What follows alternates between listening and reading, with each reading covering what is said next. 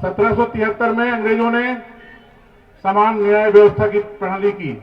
1795 में उन्होंने शूद्रों को संपत्ति का अधिकार दिया।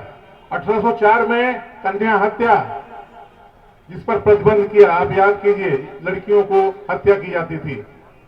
1873 में उन्होंने दास प्रथा और सबको समान शिक्षा का काम किया। 1819 में उन्होंने शूद्र स्त्रियों के शुद्धिकरण, इस पर अंग्रेजों ने रोक लगाया। मैकाले की शिक्षा, सबको समान शिक्षा का अधिकार उन्होंने किया। नरबली जो एक प्रथा थी, अंग्रेजों ने, हमने मिलकर के उसको इस देश से खत्म किया। यहां पर हमारी जो बेटियां हैं, बाल विधवा विवाह जो हो जाता था, उसको अंग्रेजों ने खत्म किया। 35 ब्राह्मण कन्याओं को उनको जीवन दान दिया। उन ब्राह्मण समाज के घर में उस काल में जो लड़कियां विधवा हो जाती थी, उनके साथ में ऐसी हरकतें की। सावित्रीबाई फूले 2 साड़ी लेके जाती थी। उन्होंने उस काल में यह मुझसे कहा कि मुझे आप 1 साड़ी की व्यवस्था और कीजिए।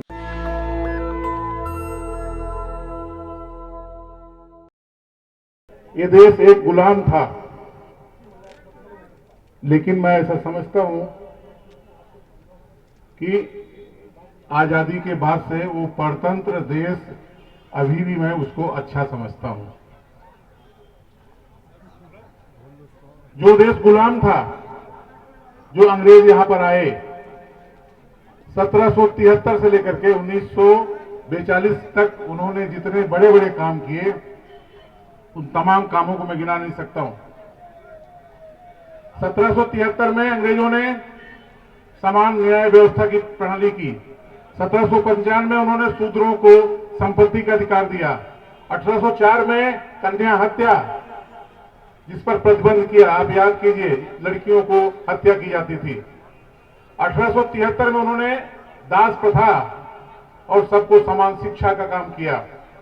1819 में उन्होंने शूद्र स्त्रियों के शुद्धिकरण, इस पर अंग्रेजों ने रोक लगाया। 1830, 1833, 1834, 1835, 1942 तक इतने बड़े बड़े काम उन अंग्रेजों ने किया। और ऐसा जो काम, जो शुद्धिकरण का, मैं, हमारी माताएं बहनें यहां बैठी हैं, उनके बारे में चर्चा नहीं कर सकता हूं। मैकाले की शिक्षा, सबको समान शिक्षा का अधिकार उन्होंने किया। नरबली जो एक प्रथा थी, अंग्रेजों ने, हमने मिलकर के उसको इस देश से खत्म किया। यहां पर हमारी जो बेटियां हैं, बाल विधवा विवाह जो हो जाता था, उसको अंग्रेजों ने खत्म किया। मैं समझता हूं कि 1919 में उन्होंने ब्राह्मण समाज को जज बनने पर रोका। इस पर भी मैं एक चर्चा करूंगा। एक हमारे साथ में हमारे एक जस्टिस राणा थे, जो एक जज थे, किस तरह से, भले हमारे साथी थे, हमारी सत्यशोधक समाज में उन्होंने हमारे साथ में कहीं साथ दिया, लेकिन जब जजमेंट का समय आया तो उन्होंने हमारे अगेंस्ट में जजमेंट दिया। उस जजमेंट को वह ब्रिटिश विलियम सार्जेंट नाम का जज, उसने हमारे पक्ष में जजमेंट किया। उसके बारे में आपसे चर्चा करूंगा। महार रेजिमेंट की स्थापना हुई, जाति जनगणना अंग्रेजों ने किया। मैं समझता हूं कि आज का ये जो देश है, इससे बहुत ही अच्छा उस काल में अंग्रेजों ने काम किया। मैं उनको भी स्मरण करता हूं। शायद मैं ऐसा कहूं कि अंग्रेज लोग इस देश में देवता बनकर आए थे। आप समझिए क्या बुरी परिस्थिति थी। शादी होती थी तो डोला उन विशेष घरों में जाता था। मैं बता दूं आपको, पुणे के उस घर में जहां मैंने सावित्रीबाई फूले सावित्री के साथ में 35 ब्राह्मण कन्याओं को उनको जीवन दान दिया। उन ब्राह्मण समाज के घर में उस काल में जो लड़कियां विधवा हो जाती थी, उनके साथ में ऐसी हरकतें की जो एक मृत्यु के समान था। सावित्री ने हमारे घर में मिलकर उनका प्रसूति किया। आज हमको, हमारे ऊपर एक दोषारोपण होता है कि एक विशेष जाति का काम करते हैं, लेकिन उस काल में 35 ब्राह्मण के कुटुंब के घर के लड़कियों को हमने हमारे घर में पाला। और उसमें एक काशीबाई नाम की एक विधवा लड़की थी, जो जो प्रेग्नेंट हुई हमारे घर में, सावित्री ने उसको प्रसूति दी, जिसके बच्चे को मैंने अडॉप्ट किया और बाबा साहब अम्बेडकर ने भी उस बच्चे का, अपने बच्चे का नाम यशवंत रखा। मैं बहुत दुखी मन से बात कर रहा हूं कि आज आप लोग कहां हो। उस काल में मुझे अच्छी तरह याद है कि सावित्रीबाई फूले 2 साड़ी लेके जाती थी। उन्होंने उस काल में यह मुझसे कहा कि मुझे आप 1 साड़ी की व्यवस्था और कीजिए। मैंने पूछा क्यों? उन्होंने कहा कि 1 साड़ी कीचड़ और चीखल से फेंक करके गंदा कर देते हैं और धोने के बाद में दूसरी साड़ी सूखती नहीं है। मैं आप सबसे निवेदन करना चाहता हूं, कहना चाहता हूं, एक प्रश्न पूछना चाहता हूं। उस काल में जो एक बहुत ही विषम परिस्थिति का काल था, कम से कम उन्होंने उस जो मनुवादी व्यवस्था के लोग थे उन्होंने उनकी साड़ी पर चीखल फेंका।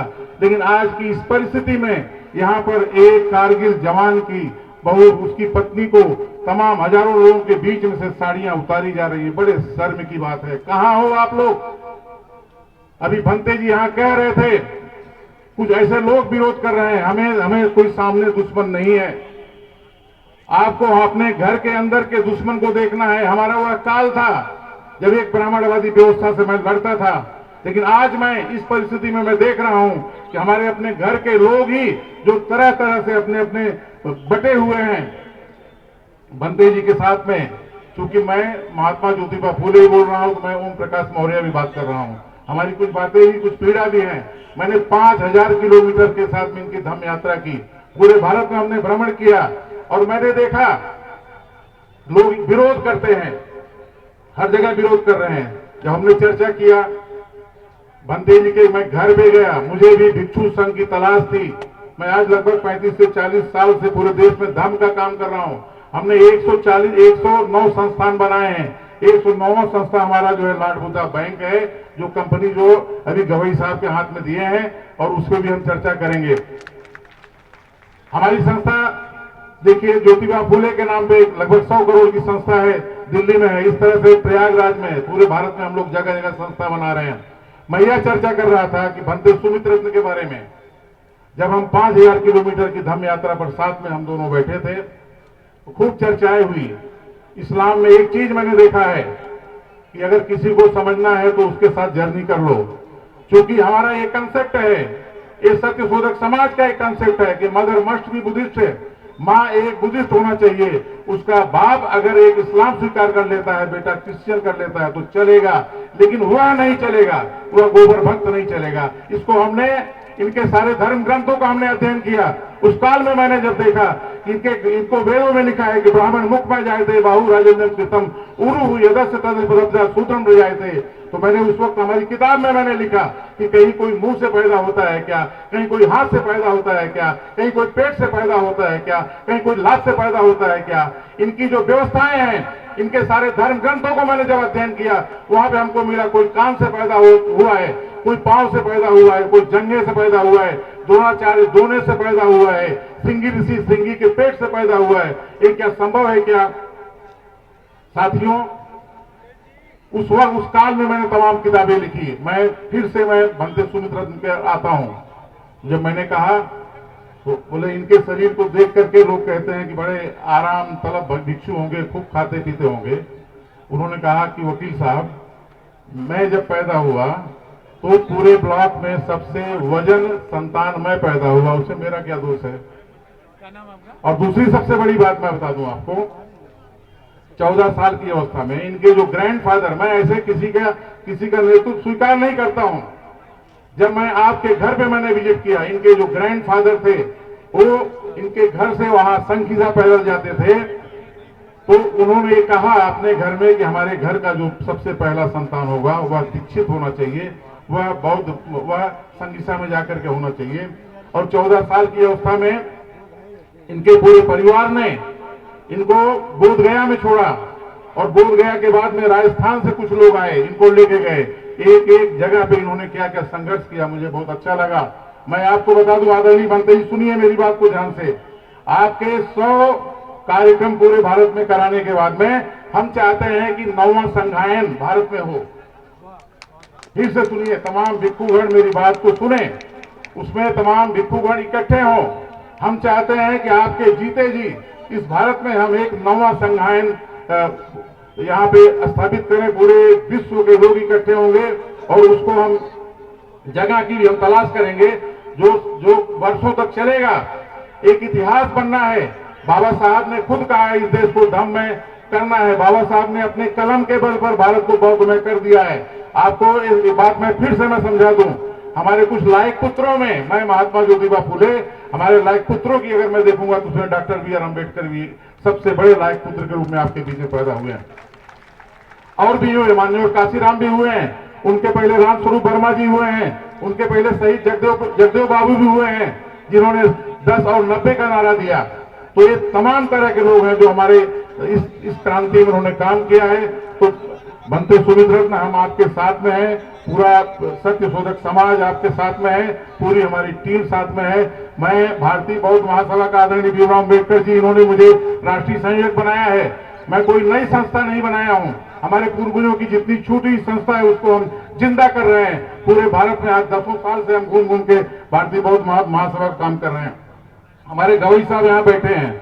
हमने कहा और कितना पैसा कमाओगे आप? गवई साहब के बारे में बता दूं, मैं उनके साथ कई महीनों तक चला देखा। गजब की उनके अंदर विलक्षण शक्ति है। जो पिता के मरने के बाद में माता जो है उनको मैं महामाता कहूंगा, अपने सर पर घमेला और रेती लेकर के काम किए हैं, अपने बच्चों को शिक्षा दिए, उन्होंने अपने बच्चों को वहां बिजनेस किया, भाजी बेची और इसके बाद में विदेश में गए। आज उन्होंने लाखों करोड़ों की संपत्ति अर्जित की। अब वो आज गवई साहब, इनको हमारे कैप्टन निखाड़े साहब हैं, उनके माध्यम से यह एक धम्म रत्न हमको मिला। और हमारी जो एनबीएफसी कंपनी है उसके बारे में गवई साहब बताएंगे। हम चाहते थे कि हमारे जो पूर्वजों ने कुछ काम जो नहीं किए, बाबा साहब ने 1936 में रिजर्व बैंक ऑफ इंडिया की स्थापना की। लेकिन साथियों ये बताइए कि आपका अपना कोई बैंक है क्या? आपकी अपनी कोई संस्था है क्या? इसीलिए जब मैंने अध्ययन किया, चूंकि मैं खुद भी एक उद्योगपति का लड़का हूं, लेकिन मैं उद्योग चला नहीं पाया, तो हमने कई पैसे, हमने कई लाख इकट्ठा किए।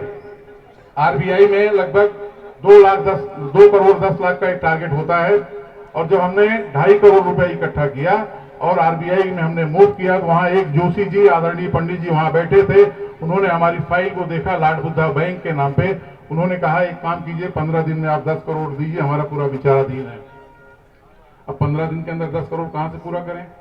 ठीक है, हमने कहा जोशी जी हम 10 करोड़ नहीं 10,000 करोड़ जमा करेंगे। बहुजनों की हमारी खुद की बैंक होगी। और हमारी बुद्ध भूमि फाउंडेशन में कोरोना के समय में 18 स्टेट के लोग वहां आए थे। हमारे माननीय मंत्री जी राजन पाल जी, इस तरह से ऐसे लगभग 18 स्टेट के लोग वहां इकट्ठा हुए थे। 18 स्टेट के लोगों ने वहां, हमारी जो बुद्ध भूमि फाउंडेशन लगभग 500 करोड़ की संस्था है, उसका मैं चीफ पेट्रॉन हूं। वहां पे कार्यक्रम मैंने लगाया जिसमें भीमराव साहब की अध्यक्षता में 5 सूत्री कार्यक्रम हमने वहां नक्की किया, सबने मिलकर नक्की किया। आने वाले कुछ वर्षों में हमको 10 करोड़ से लोगों से ज्यादा सामूहिक दीक्षा काम करना है। आने वाले कुछ वर्षों में हमको पूरे भारत की जितनी संस्था है उसको रजिस्टर करके एक महासंघ की स्थापना करना है। आने वाले कुछ वर्षों में हमको वर्ण तोड़ो, जाति तोड़ो, बहुजन समाज के लोग आपस में विवाह शादी करें। हमने खुद इसके हमारे घर में शुरुआत की। मैं चाहता हूं कि यहाँ थोड़ा सा ये बताएं, आपके यहाँ ओबीसी समाज, हमारा ये मछुआरा समाज कितना है? जरा हाथ उठाएं। यहाँ पर दोनों हाथ उठाएं। कुशवाहा, साकिया, सैनी, जरा हाथ उठाएं। मैं जानता हूं और भी लोग हैं यहाँ पर। धन्यवाद। क्योंकि ये झांसी की धरती है, भंते जी हमारी चर्चा हुई थी, हम देखना चाहते हैं कि कितने लोग यहाँ पर हैं। हाँ ठीक है।